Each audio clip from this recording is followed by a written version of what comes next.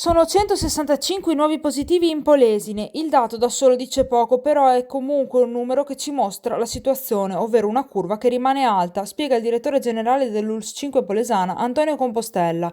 Anche se l'incidenza in Polesine, ovvero i positivi sui tamponi, rimane sotto il 6,4%, il valore più basso del Veneto, ma la curva è alta, dobbiamo seguire le regole. La prospettiva nel futuro? Le ipotesi che avevamo fatto nei giorni scorsi sono state tutte disattese. Sappiamo solo che in questi giorni, in particolare per Natale e Capodanno, dovremo avere il momento di maggior pressione sugli ospedali, legata alle positività riscontrate 10-12 giorni fa, in cui abbiamo toccato l'apice delle positività, continua il direttore generale.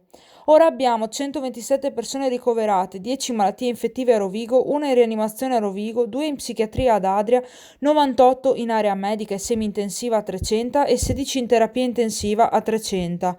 A queste vanno aggiunte le persone in ospedale di comunità ad Adria, che sono 14, e in ospedale di comunità a 300, che sono 16.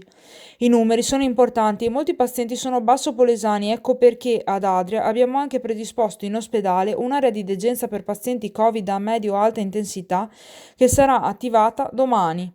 Grazie a tutti i nostri operatori che lavoreranno alacremente anche durante le feste. Oggi purtroppo abbiamo altri 6 decessi, uno in ospedale, gli altri fuori, continua Compostella. Il tasso di letalità nella seconda ondata è percentualmente più bassa, ma abbiamo un altissimo numero di persone positive. Purtroppo, come numeri assoluti, sono tantissimi i decessi.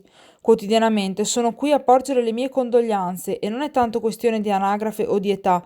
Purtroppo abbiamo avuto decessi anche di persone giovani.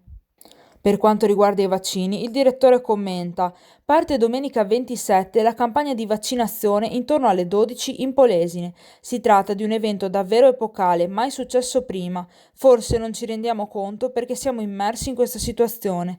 Personalmente sono molto fiducioso sul vaccino e sui suoi risultati, sulla realizzazione di un'immunità di gregge. Appena sarà il mio turno, lo farò anch'io.